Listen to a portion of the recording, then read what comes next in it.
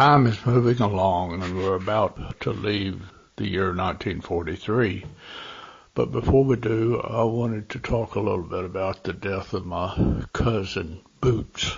Boots was the daughter of my Aunt Ruth and Uncle Fred Huffman, and they lived in Catawba County on the property that my grandfather had moved to when Duke Power Company bought his property in Alexander County to build the lake. That property had originally been a farm and had a fairly big house and a barn, and the thing that I always enjoyed about going there was it had a windmill. The windmill didn't do anything except that it did rotate, but it had been disconnected from the pump that was in the well. But back to my cousin Boots, I think she and I were very close to the same age, but we did not spend a lot of time together, so we didn't have a very close relationship. We visited them occasionally, but she was involved in girls' play and I was involved in boys' play, so we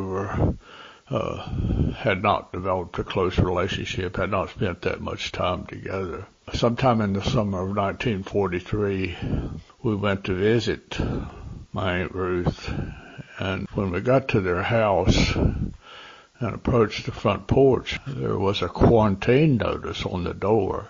And we had not, since we weren't in telephone contact with them, we didn't have a telephone at that time, we did not know that Boots had contracted scarlet fever. Obviously, we did not go in and visit with her at that time, but we kind of kept track of her condition in the weeks ahead. And I think she continued to develop a worse fever going forward.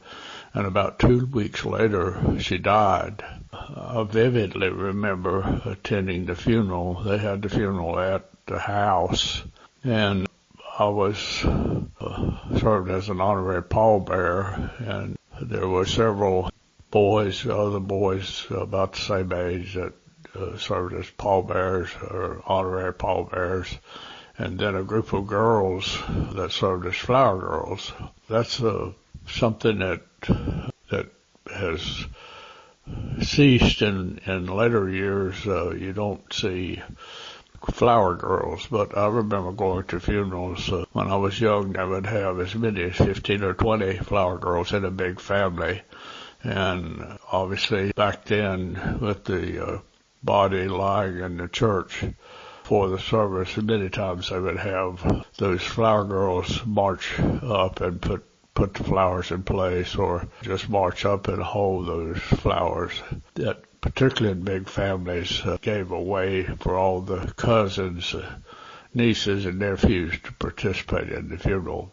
The other person that lived with my Aunt Ruth and Uncle Fred was my Aunt Maud. My Aunt Maud was my mother's sister, and she had contracted polio when she was young and was pretty much disabled, although she got up and dressed and got in her wheelchair every morning or in her favorite chair. She enjoyed visiting with the children anytime we showed up, and she always had stories to tell us, and she had a trunk that had all of her life's collections in it. She enjoyed showing us what was in her trunk, and what was in her trunk was pieces of jewelry or lace handkerchiefs, maybe some letters and that sort of thing. But she was a very entertaining person, and I guess as children we probably tried to aggravate her a little bit, but she would just laugh about our jokes and go on. She died, I believe, in 1944, but that date's a little foggy in my mind, so I'll have to maybe look that up. As we move into 1944, there's two battles in 1944 that were historic.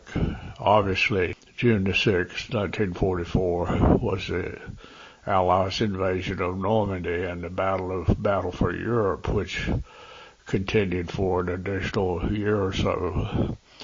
But in Hickory, the battle against polio was a monumentous battle. I remember that in 1944, we stayed home most of the summer of 1944 because there was a quarantine of sorts, travel bans, or we couldn't go to any place that there was a collection of people. We could not go to swimming. There was just a lot of restrictions to try to counter polio. And in Hickory, there was the famous hospital that was built that summer, probably in a matter of 2 or 3 weeks. They built a hospital out on close to Lake Hickory on going toward Granite Falls. And that was where anyone who contracted polio went for treatment. That story has been told many times, but it was a very memorable occasion or accomplishment. People in Hickory came together and very quickly countered polio and provided a place for people from all over western North Carolina to come for treatment. My 2 sisters, Ethelyn and Christine, were living in Hickory and working in hosier mills in 1944, and they usually came home to visit on the weekends. Not every weekend, but pretty frequently. And one of the things they brought with them that caught my eye or was of interest to me was Life magazine.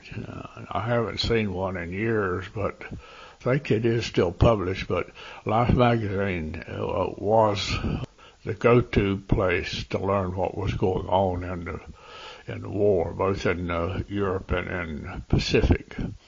They had very large pictorial descriptions and then obviously stories about what was happening in the war, how it was going, and all that sort of thing. I remember one story that caught my attention was the Allies in Europe were having trouble losing tanks because in France there were hedgerows between all of the fields. They had been put there by the farmers as they developed the land many years before, and they just had not been removed. And if you go to France now, you'll see some evidence there's still hedgerows between some of the tracts of land. But the problem the tanks were having is when they came up to a hedgerow, obviously they're like a bulldozer, so they could go over the hedgerow. But as they did, when the front end of the tank went up, it exposed the underbody of the tank, and the Germans would fire a rocket or a shell. Rockets may not have been prevalent at that time, but they would fire an artillery shell that would hit the soft underbelly of the tank and destroy them. And some very innovative person, a soldier, came up with the idea of putting an attachment on the front of the tank that had long spikes. And when the tank ran up to the hedgerow, those spikes would dig into the earth, and rather than the tank rising up, it would push a bit of the hedgerow out of the way, make a passageway, and they could go through without exposing the underbelly of the tank. I thought that was a pretty innovative idea, and certainly one that saved a lot of tanks in the European battle.